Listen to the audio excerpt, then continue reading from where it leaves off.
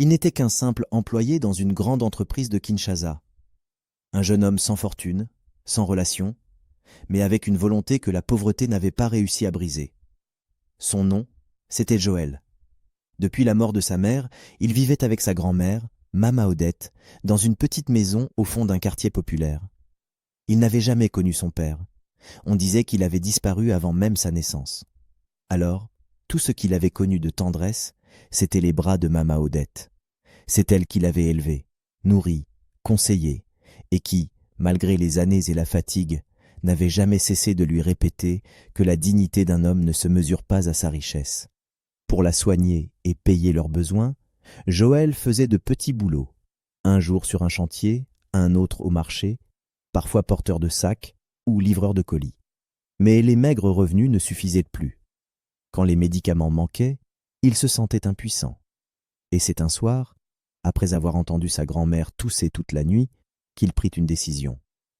Il devait trouver un vrai travail, même si cela voulait dire traverser toute la ville chaque jour. Le lendemain matin, il se leva avant l'aube, embrassa Mama Odette et prit un taxi-bus pour le centre-ville. Il passe la journée à chercher du travail.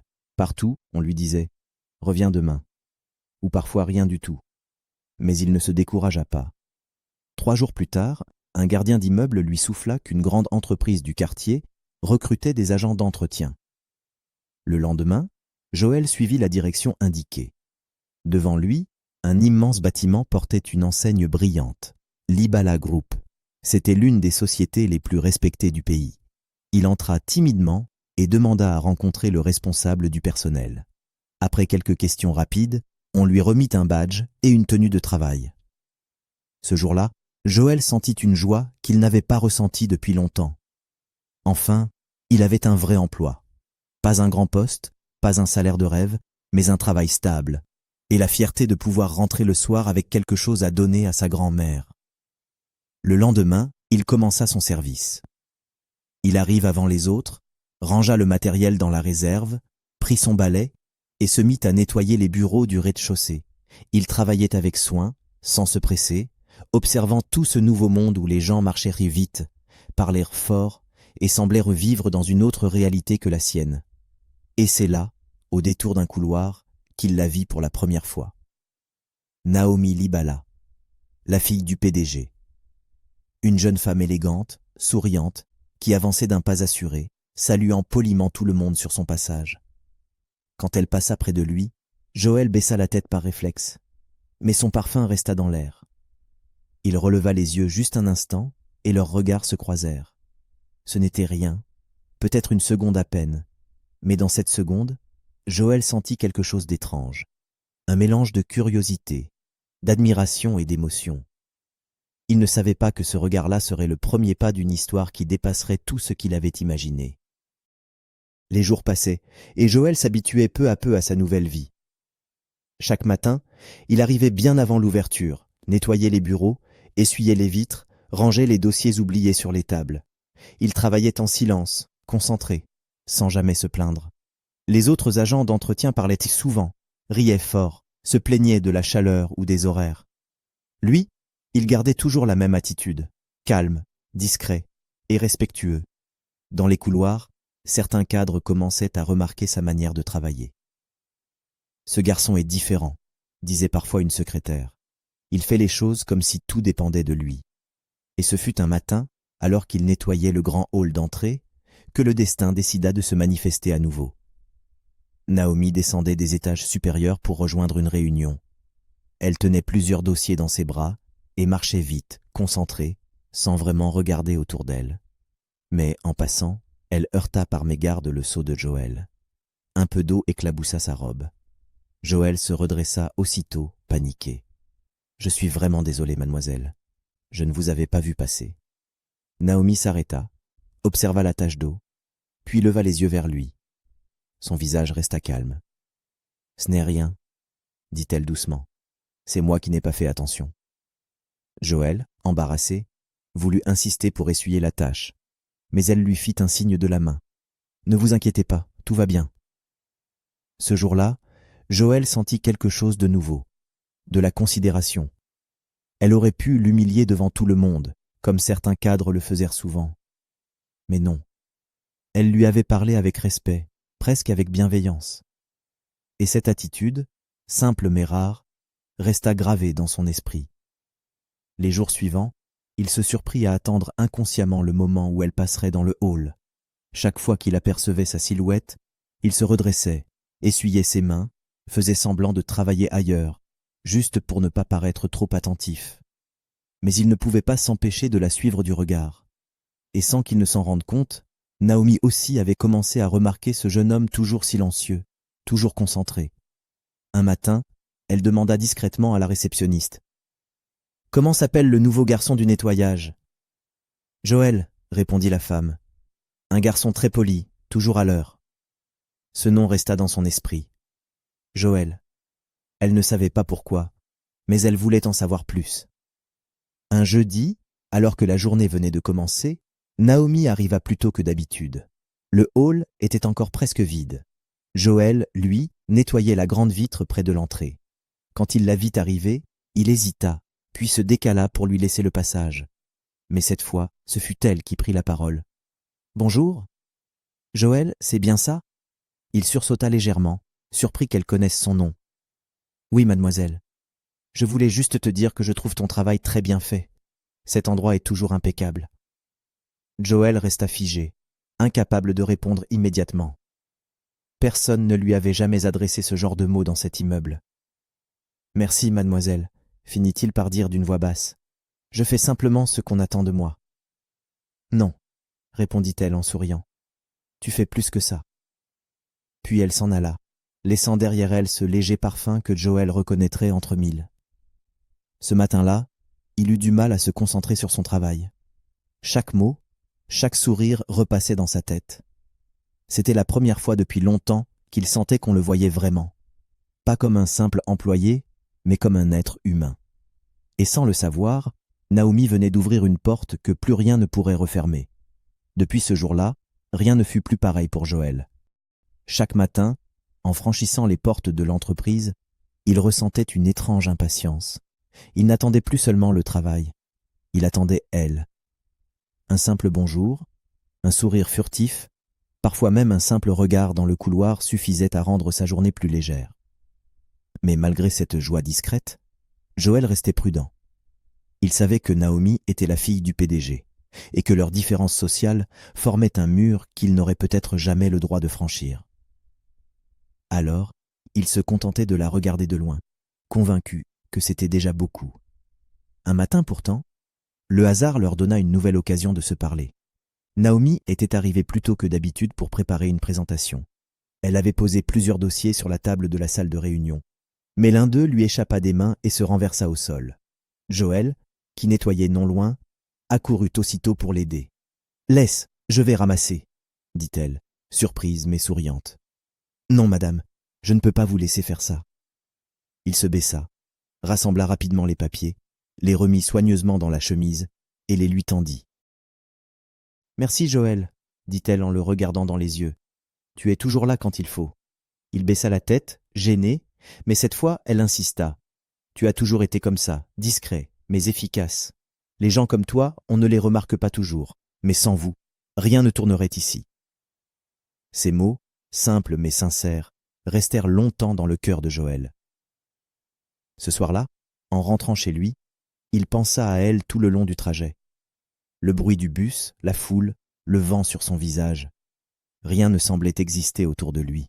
Il revoyait ce moment où elle l'avait regardé droit dans les yeux, comme si pour la première fois quelqu'un le voyait vraiment. Les jours suivants, les échanges entre eux devinrent plus naturels. Parfois, elle passait près de lui pour un simple « bonjour ». D'autres fois, elle trouvait un prétexte pour lui demander un service. Déplacer un carton, vérifier une salle, allumer la climatisation. Mais Joël comprenait que ce n'était que des excuses. Elle voulait simplement parler. Ils commencèrent à échanger quelques phrases, puis des rires discrets. Leur discussion restait brève, mais elle devenait de plus en plus sincère. Naomi aimait son humilité, sa simplicité, la manière calme dont il écoutait. Et Joël, lui, aimait tout chez elle, son ton doux, son regard bienveillant, cette façon rare de ne pas le faire sentir inférieur. Mais autour d'eux, les regards commençaient à changer. Les collègues de Joël chuchotaient, observaient, et certains commençaient à le prévenir.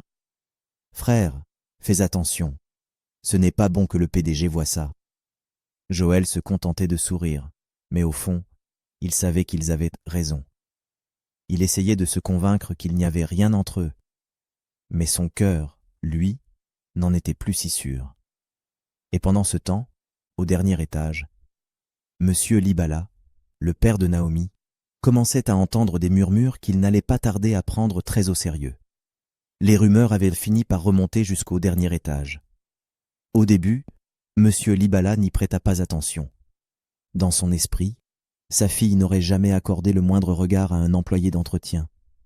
Mais un matin, en sortant de son bureau, il la vit dans le hall, penchée vers Joël, un léger sourire aux lèvres. Rien d'extraordinaire, sauf que ce sourire dura un peu trop longtemps. Ce soir-là, le PDG fit venir Naomi dans son bureau. Sa voix était calme, mais son regard froid. « Naomi, j'espère que tu n'oublies pas qui tu es. » Elle fronça les sourcils. « Pourquoi, papa ? » « Parce que certaines personnes ici ne sont pas de ton monde. Ce jeune homme du nettoyage, par exemple, je ne veux plus jamais te voir discuter avec lui. » Naomi resta figée. Elle tenta d'expliquer. « Papa, il ne s'est rien passé. C'est un employé poli, c'est tout. » Mais le ton de son père se durcit. « Justement, c'est parce qu'il est poli qu'il doit savoir rester à sa place. » Elle sortit du bureau, le cœur serré, blessée par l'injustice de ses mots. De son côté, Joël sentit aussitôt que quelque chose avait changé. Plus de salut, plus de sourire. Chaque fois qu'elle passait, son regard glissait ailleurs, comme si elle ne le connaissait pas. Et pourtant, il savait. Il savait qu'elle obéissait à son père. Les jours suivants furent lourds. Joël faisait son travail en silence, essayant d'étouffer ce qu'il ressentait. Mais le soir, quand il rentrait chez lui, il repensait à elle, à ce regard qu'elle évitait, à cette distance qui n'existait pas avant. Un soir, alors qu'il quittait le bâtiment, il la vit à l'extérieur, seule dans sa voiture. Elle semblait hésiter, puis baissa la vitre. « Joël, monte, il faut qu'on parle. » Il monta sans réfléchir. La voiture s'éloigna du parking. Pendant un moment, aucun des deux ne parla. Puis elle soupira. « Papa, c'est tout. Il ne veut plus qu'on se parle. Si quelqu'un nous voit, il pourrait te renvoyer. » Joël baissa les yeux. « Je comprends. » Elle tourna la tête vers lui, la voix tremblante. « Mais je ne peux pas faire semblant de ne pas te connaître. » Ce soir-là, sous les lampadaires de la grande avenue, leur silence en disait plus que 1000 mots. Ils savaient que quelque chose de fragile, d'interdit, venait de naître, et qu'il serait impossible de l'arrêter. Depuis cette nuit-là, Naomi et Joël se parlaient rarement, mais ils se cherchaient du regard à chaque occasion. Un simple échange de mots dans le couloir suffisait à illuminer leur journée. Ils faisaient attention, parlaient bas, se croisaient dans des lieux discrets. Mais dans un monde où tout se sait, rien ne reste secret bien longtemps. Un matin, alors qu'ils discutaient rapidement près de la salle de pause, Monsieur Libala passa par hasard dans le couloir. Il s'arrêta net. Le regard de sa fille, son ton doux, le sourire de Joël, tout était clair. Un mélange de colère et d'humiliation monta en lui. Sans dire un mot, il continua son chemin, le visage fermé. Quelques heures plus tard, Joël fut convoqué au bureau du directeur des ressources humaines. En entrant, il sentit immédiatement que quelque chose n'allait pas. Monsieur Libala était là, assis derrière son grand bureau, les bras croisés. Son regard tranchant fit trembler la pièce. « Alors c'est toi, Joël ? » ?»« Oui, monsieur. On m'a dit que tu étais un bon travailleur, mais je viens de découvrir que tu passes ton temps à séduire ma fille. » Joël voulut protester, mais sa voix resta bloquée. « Monsieur, je vous jure que je n'ai jamais manqué de respect à mademoiselle Naomi. Nous parlons simplement de temps en temps, c'est tout. »« Tais-toi » gronda Libala. « Tu crois que je suis aveugle ? Tu veux profiter de ma fille pour monter plus vite, c'est ça ?»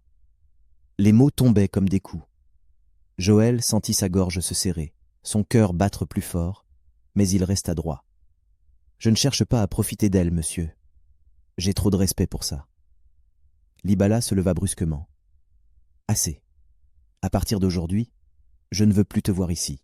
Tu es renvoyé. Et si jamais je te revois traîner autour d'elle, je ferai en sorte que tu ne retrouves jamais de travail dans cette ville. » Le silence qui suivit fut lourd, presque étouffant. Joël baissa la tête, puis répondit calmement. « Très bien, monsieur. Merci de m'avoir donné ma chance. » Il sortit du bureau sans un mot de plus. Mais à peine avait-il franchi la porte du bâtiment qu'il sentit ses jambes faiblir. Tout ce pourquoi il s'était battu venait de s'effondrer. Et le pire, c'est qu'il ne pouvait en parler à personne, pas même à Mama Odette, sa grande-mère. Ce soir-là, en rentrant chez lui, il s'assit longtemps devant la maison, les yeux perdus dans le vide. Il repensait à tout, au travail qu'il aimait, à Naomi, à la promesse qu'il s'était faite de ne jamais décevoir sa grand-mère. Et plus il y pensait, plus il sentait la douleur lui couper la respiration. Pendant ce temps, à la maison des Libala, Naomi affrontait à son tour la colère de son père. Il avait crié, menacé, et finalement confisqué son téléphone, mais rien n'y faisait. Dans son cœur, elle savait que Joël n'avait rien fait de mal. C'était juste un homme simple et sincère. Cette nuit-là, elle pleura longtemps, étendue sur le grand lit de sa chambre luxueuse, entourée de murs silencieux et froids. Elle sentit pour la première fois combien sa villa paraissait vide. Ses larmes glissaient sur son oreiller en satin, et malgré le confort qui l'entourait, elle se sentait terriblement seule. Et dans une autre partie de la ville, Joël, lui aussi, restait éveillé, sans savoir comment la revoir. Le destin venait de les séparer. Mais il n'avait pas dit son dernier mot. Les jours qui suivirent furent les plus longs de la vie de Joël. Sans travail, sans revenu, il voyait les économies qu'il avait patiemment rassemblées fondre un peu plus chaque jour. La petite maison où il vivait avec Mama Odette devenait plus silencieuse. Les repas se faisaient rares, les médicaments encore plus. Mais il faisait tout pour que sa grand-mère ne voie rien. Chaque matin, il sortait tôt, comme s'il allait au travail. En réalité, il marchait dans les rues de Kinshasa à la recherche d'un nouveau poste. Mais personne ne voulait engager un employé renvoyé par Libala Group. La nouvelle s'était déjà répandue, et le nom du PDG suffisait à fermer toutes les portes. Un soir, alors qu'il rentrait les mains vides, il s'arrêta sur le petit pont du quartier. Il resta là longtemps, les yeux perdus sur le fleuve, le visage fatigué. Il se demande ce qu'il avait fait pour mériter tout ça. Il avait seulement aimé quelqu'un, sincèrement, sans mal, sans calcul.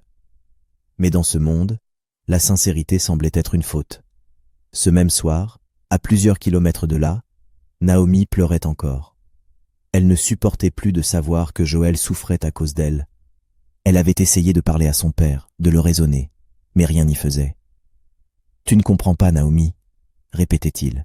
« Je te protège de toi-même. » Mais dans le cœur de Naomi, il n'y avait plus de doute. Elle devait faire quelque chose. 2 semaines passèrent. Une nuit, alors que Joël était assis devant la maison, perdu dans ses pensées, il entendit un klaxon discret dehors. Il se leva, intrigué. Une voiture noire s'était garée à quelques mètres. La portière s'ouvrit lentement, et Naomi en sortit, vêtue simplement, sans maquillage, loin de l'image de la fille de PDG. Joël resta figé. Il n'arrivait pas à croire qu'elle ait pris ce risque. Elle s'avança vers lui, les yeux humides. « Joël, je devais te voir. » Il ne trouva rien à dire. Elle reprit d'une voix tremblante. « Je sais ce que papa t'a fait, et je m'en veux terriblement. Tu ne méritais pas ça. »« Ce n'est pas ta faute, mademoiselle Naomi, » répondit-il doucement. « Ton père a juste fait ce qu'il croyait juste. »« Arrête de m'appeler mademoiselle, » coupa-t-elle, les larmes aux yeux. « Je ne suis pas ton supérieur, Joël. Je suis juste une fille qui t'aime. » Un long silence tomba entre eux. Le vent soufflait légèrement. Joël la regarda, sans savoir quoi répondre. Son cœur battait fort, entre joie et peur. « Tu n'aurais pas dû venir ici, » murmura-t-il. « Si ton père apprend ça, il te fera du mal. Et à moi aussi. »« Je m'en fiche, » répondit-elle. « Je veux juste te revoir, même une seule fois. Après, s'il le faut, je partirai. » Joël sentit les mots lui brûler la gorge. Il aurait voulu la retenir, lui dire tout ce qu'il ressentait. Mais il savait que cet amour avait un prix.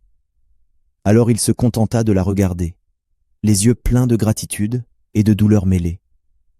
Elle sortit alors une enveloppe de son sac et la lui tendit. « C'est un peu d'argent. Je sais que tu n'en voudras pas, mais prends-le pour ta grand-mère. Dis-toi que c'est pour elle, pas pour toi. » Il voulut refuser, mais elle insista. Alors, il prit doucement l'enveloppe, et sans un mot de plus, elle s'approcha et le serra dans ses bras. Un long câlin, silencieux, rempli de choses qu'ils n'osèrent pas dire. Puis elle remonta dans sa voiture, le visage trempé de larmes, et disparut dans la nuit.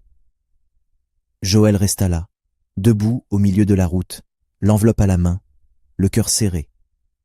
Il savait qu'elle venait de risquer beaucoup pour lui, et dans ce simple geste, il sentit qu'il devait se battre. Pour elle, pour eux. Depuis cette nuit-là, Naomi ne dormait plus vraiment. Elle repensait sans cesse au visage de Joël, à sa dignité malgré l'humiliation, à ses mains usées par le travail mais pleines de douceur. Chaque fois qu'elle fermait les yeux, elle revoyait cette scène dans la cour, ce silence avant qu'elle ne reparte. Elle savait qu'elle l'aimait, et qu'elle ne pourrait plus l'effacer de sa vie, quoi qu'en dise son père. Mais elle savait aussi qu'il fallait agir autrement. Si elle voulait l'aider sans attirer la colère de M. Libala, elle devait être plus intelligente que lui. Dans le bureau du PDG, Naomi travaillait souvent sur les dossiers internes de l'entreprise. Et un jour, alors qu'elle consultait des fichiers de recrutement, une idée lui vint. Une autre société partenaire du groupe cherchait du personnel pour un grand chantier à l'extérieur de la ville. Le poste n'était pas très bien payé, mais c'était une opportunité pour Joël de recommencer, loin des rumeurs, loin de la pression. Elle contacta discrètement le responsable du recrutement, un vieil ami de la famille. Sous un faux nom, elle recommanda Joël. Elle rédigea elle-même la lettre de présentation, avec des mots simples mais puissants. Travailleur, honnête, discipliné, un homme rare dans sa génération. 2 semaines plus tard, Joël reçut un appel. Une voix grave lui demanda de se présenter pour un entretien. Il ne comprenait pas. Il n'avait envoyé aucune candidature depuis plusieurs jours. Mais il se rendit à l'adresse donnée, par curiosité. Sur place, l'entretien se passa bien. Le responsable, impressionné par sa politesse et son sérieux, lui annonça qu'il pourrait commencer dès la semaine suivante. Joël remercia, le cœur battant, sans savoir d'où venait cette chance soudaine. Ce soir-là, il rentra à la maison avec un sourire qu'on ne lui avait pas vu depuis longtemps. « Maman, dit-il à sa grand-mère, je crois que Dieu ne m'a pas oublié. » Elle sourit doucement.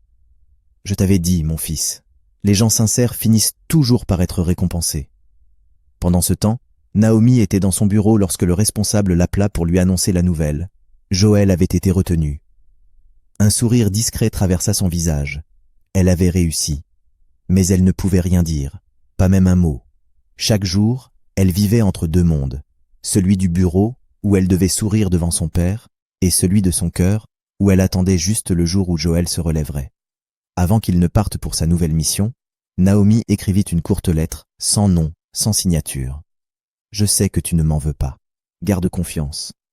Ce que la vie t'enlève aujourd'hui, elle te le rendra plus grand demain. » Elle confia l'enveloppe à un livreur discret, à qui elle indiqua le quartier où vivait Joël, en lui demandant simplement « Remets ceci à un homme nommé Joël. Il saura pourquoi. » Le lendemain, le livreur frappa à la porte et lui remit la lettre en main propre. Joël la prit, intrigué, l'ouvrit lentement et lut chaque ligne avec attention. Il ne savait pas de qui elle venait, mais il sentit que ces mots portaient la même douceur que la voix de Naomi. Ce soir-là, il resta silencieux, la lettre serrée dans ses mains. Et au fond de lui, il prit une décision. Il allait se battre, devenir quelqu'un, et un jour revenir la voir, la tête haute. Les mois passèrent. Joël travaillait désormais sur le grand chantier situé à l'extérieur de Kinshasa.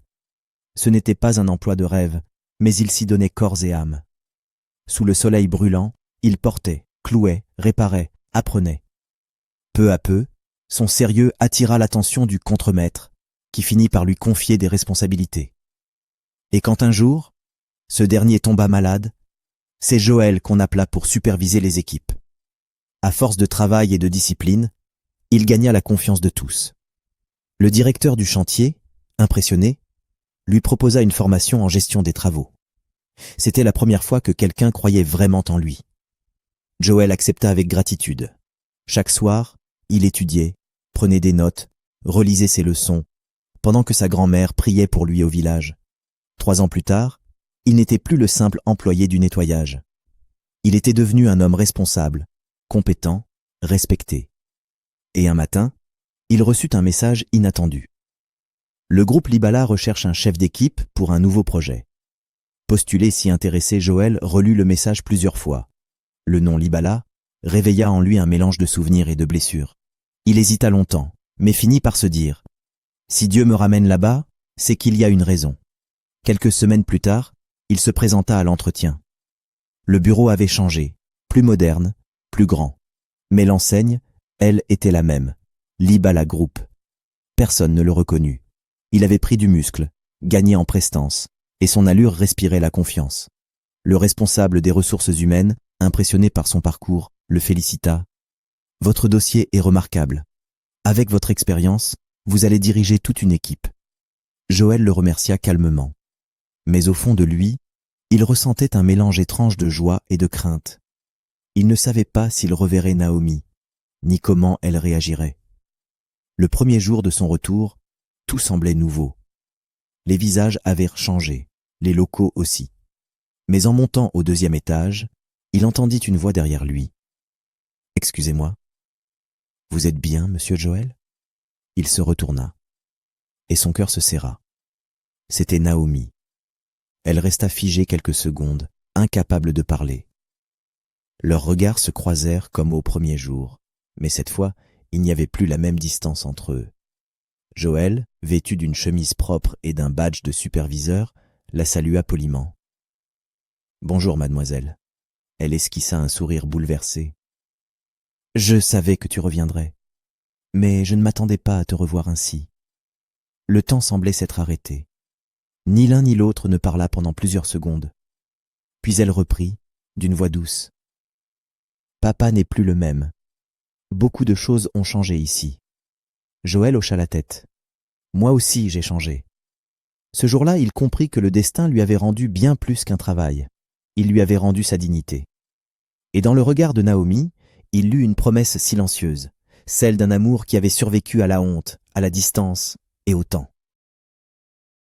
Les semaines qui suivirent furent étranges pour Naomi et Joël. Ils travaillaient désormais dans le même bâtiment, mais tout semblait différent. Ce n'était plus le même Joël d'autrefois, celui qu'on regardait de haut, qu'on méprisait pour ses vêtements simples. C'était un homme accompli, respecté, dont le nom circulait dans les réunions avec admiration. Un après-midi, alors que Joël venait de terminer de superviser son équipe, un garde s'approcha de lui avec un message. « Le PDG souhaite te voir. » Son cœur se serra. Même des années plus tard, l'idée de revoir monsieur Libala lui donnait encore un léger frisson. Mais il monta quand même, d'un pas calme, décidé à ne plus jamais courber la tête. Lorsqu'il entra dans le bureau, il trouva un homme affaibli, assis dans un fauteuil, le regard fatigué mais apaisé. Ce n'était plus le PDG hautain qu'il avait connu. C'était un père marqué par le temps et les regrets. « Assieds-toi, Joël, » dit-il d'une voix douce. Joël s'exécuta, sans parler. Après un long silence, Libala reprit. « Je t'ai fait du mal, beaucoup de mal. J'ai détruit ta vie pour protéger mon orgueil. Mais ces dernières années, j'ai appris que le respect ne se commande pas. Il se mérite. » Joël baissa les yeux, ému. « Monsieur, je n'ai jamais voulu vous nuire. Ce que j'ai ressenti pour votre fille n'était pas un jeu, c'était sincère. » Libala hocha lentement la tête. « Je le sais maintenant, et c'est pour ça que je voulais te voir, pour te demander pardon. » Ces mots tombèrent dans la pièce comme une délivrance. Joël resta silencieux un instant, puis répondit simplement. « Je vous ai déjà pardonné depuis longtemps, monsieur. » Une larme coula sur la joue du vieil homme. Il se leva difficilement, prit une petite enveloppe sur la table et la tendit à Joël. « Ceci est ton contrat définitif. Tu es désormais responsable du département des opérations. Tu l'as mérité, par ton travail et ta loyauté. » Joël resta immobile, incapable de prononcer un mot. Au fond de lui, tout se mélangeait, la reconnaissance, la surprise, la paix. Ce soir-là, quand il sortit du bureau, Naomi l'attendait devant l'ascenseur. Elle s'avança lentement, le regard tremblant. « Je t'ai entendu parler avec papa, » dit-elle doucement. « Je crois qu'il t'a enfin compris. » Joël esquissa un sourire. « Je ne voulais pas qu'il m'aime, juste qu'il me voie comme un homme. » Naomi s'approcha et posa sa main sur son visage. « Alors, il est temps de vivre, Joël. Plus comme un employé et la fille du patron, mais comme deux âmes qui ont traversé la tempête. Leur étreinte fut longue, silencieuse, pleine de tout ce qu'ils avaient retenu pendant des années. Mama Odette, de son côté, remerciait Dieu chaque soir. Son petit-fils avait tenu sa promesse. Il avait réussi, non pas en trahissant sa dignité, mais en la préservant. Quelques mois plus tard, sous le grand ciel de Kinshasa, Joël et Naomi se marièrent en toute simplicité. La cérémonie eut lieu dans un jardin modeste, entouré de quelques proches. Et parmi les invités, un homme plus âgé, le regard apaisé, observait en silence Monsieur Libala. Il s'avança, embrassa sa fille, puis prit la main de Joël. « Prends soin d'elle, fils. Aujourd'hui, je ne te parle plus comme un patron, mais comme un père. » Joël baissa légèrement la tête, ému. « Merci, monsieur. Vous ne le regretterez pas. » Les applaudissements éclatèrent, la musique monta, et dans le regard de Naomi, tout était dit. Ils avaient tout perdu pour s'aimer, mais leur amour avait fini par tout reconstruire. À vous, chers abonnés, l'amour vrai n'a pas besoin de richesse pour exister. Ce qu'il faut, c'est un cœur sincère, la patience de croire, et la force de ne jamais oublier qui l'on est. Merci d'avoir regardé cette vidéo jusqu'au bout. Si cette histoire vous a touché, laissez un pouce bleu, abonnez-vous à HD Story, et surtout, partagez cette vidéo avec quelqu'un qui a besoin de se rappeler que la valeur d'un homme ne se mesure pas à ce qu'il possède, mais à ce qu'il est. Prenez soin de vous, et à très bientôt pour une nouvelle histoire.